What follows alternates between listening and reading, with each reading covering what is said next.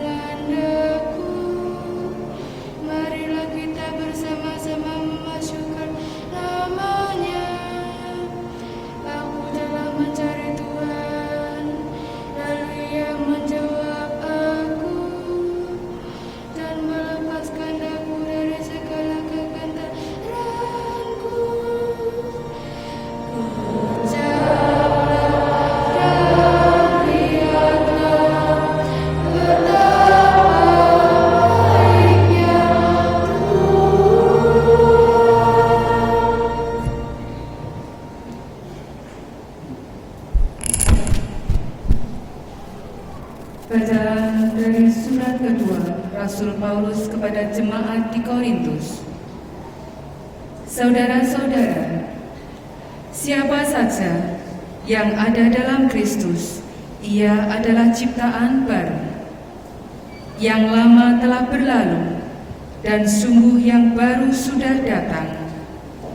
Semuanya ini adalah datang dari Allah, yang telah mendamaikan kita dengan dirinya dengan perantaraan Kristus, dan yang telah mempercayakan pelayanan perdamaian itu kepada kami.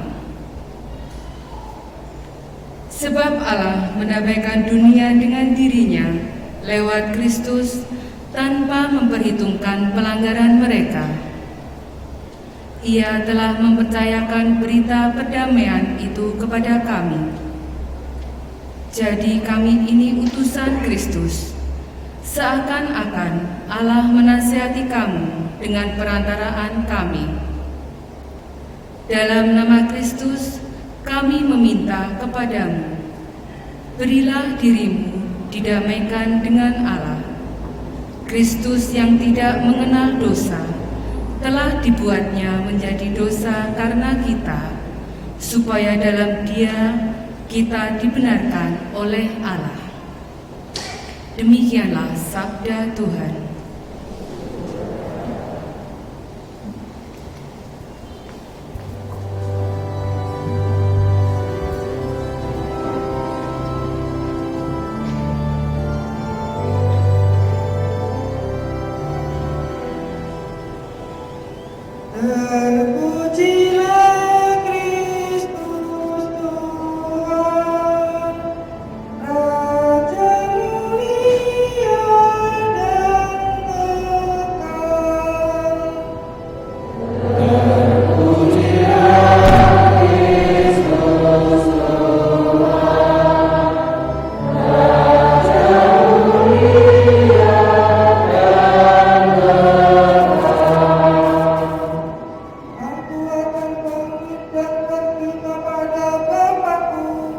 dan berkata kepadanya, "Bapa, aku telah berdosa terhadap surga dan terhadap Bapa."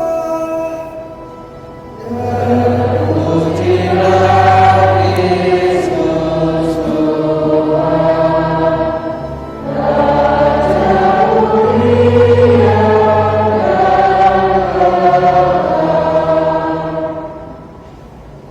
Tuhan bersamamu.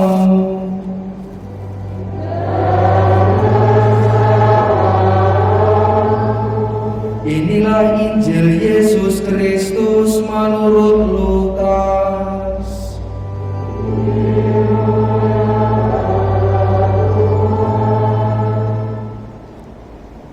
Sekali peristiwa, para pemungut cukai dan orang-orang berdosa datang kepada Yesus untuk mendengarkan Dia.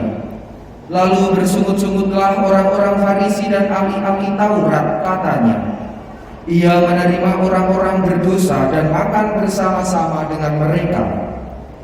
Lalu Yesus menyampaikan perumpamaan ini kepada mereka. Ada seseorang mempunyai 2 anak laki-laki. Kata yang bungsu kepada bapaknya, "Bapa, berikanlah kepadaku bagian harta milik yang menjadi hakku." Lalu bapaknya membagi-bagikan harta kekayaan itu di antara mereka. Beberapa hari kemudian anak bungsu itu menjual seluruh bagiannya, lalu pergi ke negeri yang jauh. Di sana ia memboroskan harta miliknya itu dengan hidup berfoya-foya. Setelah dihabiskan semua harta miliknya, timbullah bencana kelaparan di dalam negeri itu, dan ia pun mulai melarat. Lalu ia pergi dan bekerja pada seorang warga di negeri itu. Orang itu menyuruhnya ke ladang untuk menjaga babinya. Lalu ia ingin mengisi perutnya dengan ampas yang menjadi makanan babi itu, tetapi tidak seorang pun memberikan sesuatu kepadanya. Lalu ia menyadari keadaannya, katanya, "Betapa banyaknya orang upahan Bapakku yang berlimpah-limpah makanannya, tetapi aku di sini mati kelaparan. Aku akan bangkit dan pergi kepada Bapakku dan berkata kepadanya, Bapa, aku telah berdosa terhadap surga dan terhadap Bapa. Aku tidak layak lagi disebut anak Bapa. Jadikanlah aku sebagai salah seorang upahan Bapa." Lalu bangkitlah ia dan pergi kepada bapaknya. Ketika ia masih jauh, bapaknya telah melihat dia. Lalu tergeraklah hatinya oleh belas kasihan. Bapak itu berlari mendapatkan dia, lalu merangkul dan mencium dia. Kata anak itu kepadanya, "Bapa, aku telah berdosa terhadap surga dan terhadap Bapa. Aku tidak layak lagi disebut anak Bapa." Tetapi Bapak itu berkata kepada hamba-hambanya, "Lekaslah bawa kemari pakaian yang terbaik, pakaikanlah itu kepadanya. Kenakanlah cincin pada jarinya dan sepatu pada kakinya. Ambillah anak lembu yang gemuk itu, sembelihlah dan marilah kita makan dan bersuka cita. Sebab anakku ini telah mati dan menjadi hidup kembali. Ia telah hilang dan didapat kembali." Lalu mulailah mereka bersukaria. Tetapi anaknya yang sulung sedang berada di ladang. Ketika pulang dan dekat ke rumah, ia mendengar suara musik dan nyanyian tari-tarian. Lalu ia memanggil salah seorang hamba dan bertanya kepadanya apa arti semuanya itu. Jawab hamba itu, "Adikmu telah kembali dan ayahmu telah menyembelih anak lembu gemuk, karena ia mendapatkan kembali anak itu dalam keadaan sehat." Maka marahlah anak sulung itu dan ia tidak mau masuk. Lalu bapaknya keluar dan membujuk dia, tetapi ia menjawab bapaknya, katanya, "Telah bertahun-tahun aku melayani engkau dan belum pernah aku melanggar perintahmu. Tetapi kepadaku belum pernah engkau memberikan seekor anak kambing pun untuk bersuka cita dengan sahabat-sahabatku. Tetapi baru saja datang anakmu yang telah memboroskan harta kekayaannya bersama dengan pelacur-pelacur, maka engkau menyembelih anak lembu gemuk itu untuk dia." Kata bapaknya kepadanya, "Anakku, engkau selalu bersama-sama dengan aku, dan segala milikku adalah milikmu. Kita patut bersukacita dan bergembira, karena adikmu telah mati dan menjadi hidup kembali. Ia telah hilang dan didapat kembali." Demikianlah sabda Tuhan.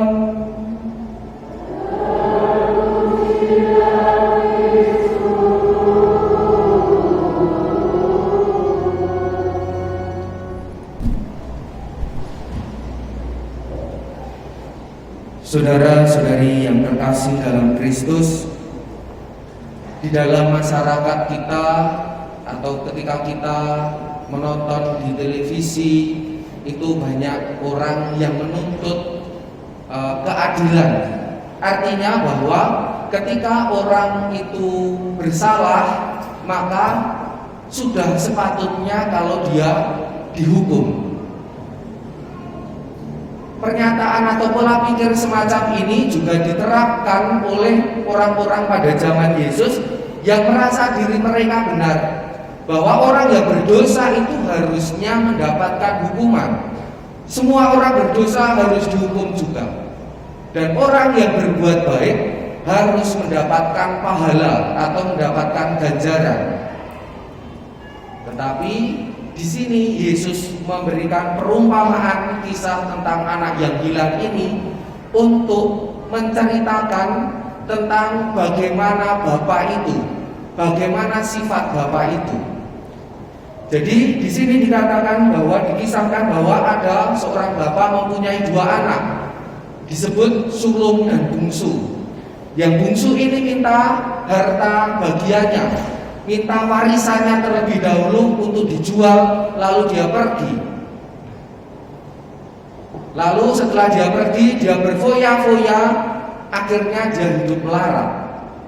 Banyak orang yang beranggapan bahwa ini adalah hukuman untuk anak yang bungsu ini karena telah melakukan hal yang buruk. Hal yang buruknya apa? Ya, dia tidak taat kepada bapaknya, minta warisan meskipun bapaknya belum meninggal, lalu dia hidup berfoya-foya. Ini pola pikirnya seolah-olah kita digiring ke situ. Tetapi penyebab kemalangan, penderitaan yang dialami oleh si bungsu ternyata bukan itu. Di sini dikatakan bahwa bencana kelaparan itu melanda di dalam negeri itu. Jadi ada bencana yang tidak bisa dia kendalikan, dan itu terjadi kepada semua orang yang ada di dalam negeri itu. Jadi yang merasakan akibat dari bencana kelaparan itu saya kira juga tidak hanya orang yang berdosa saja. Misalkan seperti corona ini, pandemi COVID-19 ini, ada yang mengatakan ini hukuman. Hukuman atas apa? Karena yang memperoleh dampaknya, yang merasakan akibatnya, ini tidak hanya mereka yang berdosa saja, tidak hanya mereka yang berdosa berat atau mereka yang berdosa ringan. Orang yang saleh pun itu juga merasakan dampaknya. Orang yang baik pun itu juga bisa terkena virus ini. Sama dengan bencana kelaparan dalam sebuah negeri, itu tidak hanya menyerang orang-orang yang berdosa saja, tetapi juga semua orang yang ada di situ, di dalam negeri itu.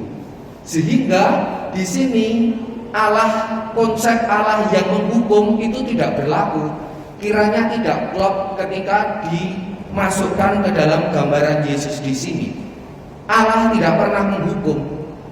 Orang berdosa atau si bungsu ini mengalami kemalangan, mengalami penderitaan itu karena adanya bencana di dalam negeri itu yang dialami oleh semua orang.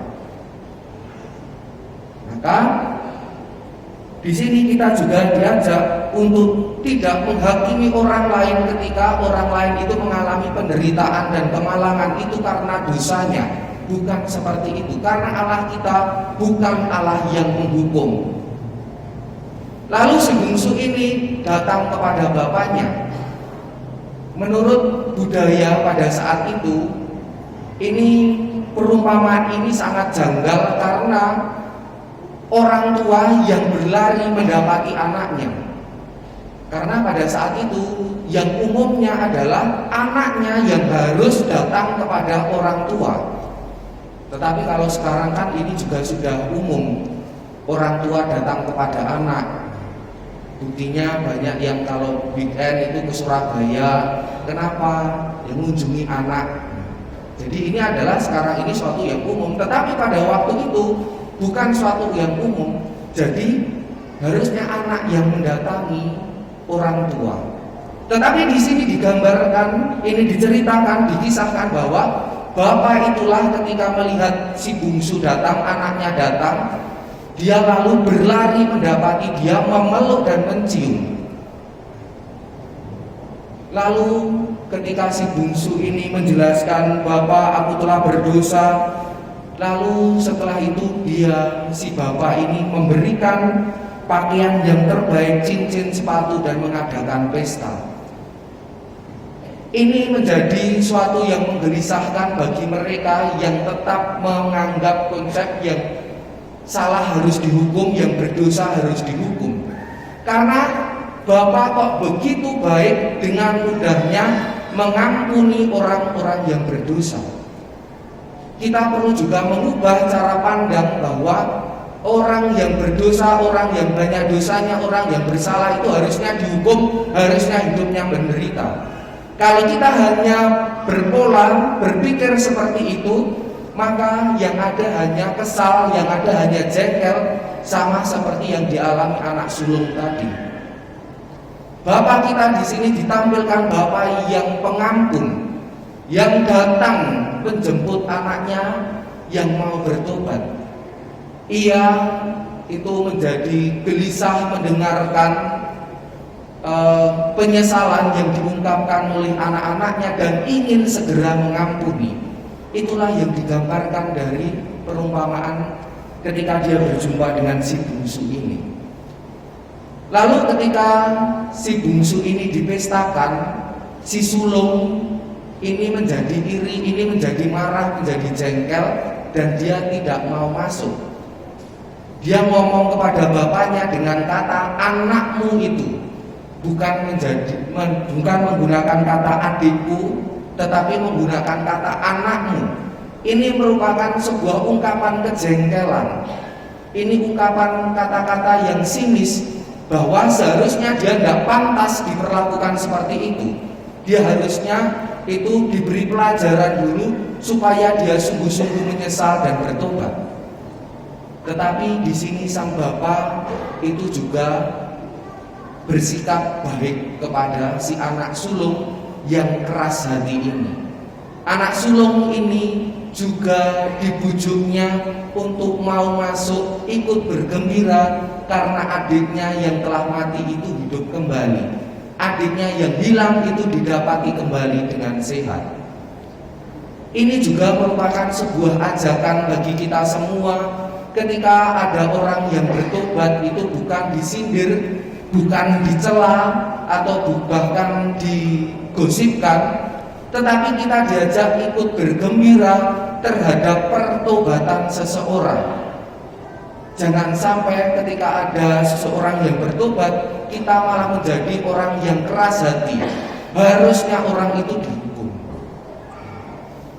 Loh, itu orang itu harusnya tidak boleh terima komuni, kok Romo ini memperbolehkan orang ini terima komuni. Orang itu harusnya tidak layak dilayani oleh gereja, tetapi kok tetap dilayani. Itu adalah ungkapan-ungkapan kejengkelan, ungkapan-ungkapan amarah, karena masih berkonsep bahwa yang berdosa harus dihukum. Belum berkonsep pada kemurahan hati Tuhan yang mau datang kepada siapapun yang berdosa, yang mau menyesal. Maka ini juga bagi kita, ketika ada orang yang lama hilang lalu datang lagi ke gereja, juga jangan dicibir, jangan diejek. Kadang ada yang sudah lama nggak ke gereja, lalu ketika datang ke gereja pernyataan yang diungkapkan oleh orang lain yang dijumpai di gereja adalah tumben sekarang datang ke gereja. Atau juga ketika pas delalah kok di gereja ada pesta, mungkin entah pesta Natal, pesta Paskah, atau pesta hari paroki, delalah orang itu yang tidak pernah ke gereja datangnya pas itu. Nanti dicibir lagi, ya pas ada pesta, ada makan-makan baru datang. Saya yakin setelah itu juga akan malas lagi ke gereja. Hendaknya kita menyambut mereka dengan gembira. Orang-orang yang bertobat ini sama seperti Bapa yang menyambut dengan gembira semua orang yang menyesal dan bertobat. Maka dari itu melalui perumpamaan ini kita diajak untuk meneladan Allah yang murah hati. Allah saja murah hati, maka kita yang telah menerima kemurahan hati Allah itu hendaknya kita juga menyebarkannya, mewartakan kemurahan hati Allah itu melalui perbuatan kita di dalam hidup sehari-hari. Allah yang begitu baik, Allah yang begitu mudah mengampuni ini hendaknya juga kita tiru, kita teladani, kita mau mengampuni sesama kita, agar juga kasih itu menjadi semakin nyata di dalam hidup kita, dan kita pun sama-sama memperoleh hidup kembali di dalam Allah. Berkat Tuhan senantiasa menyertai kita semua.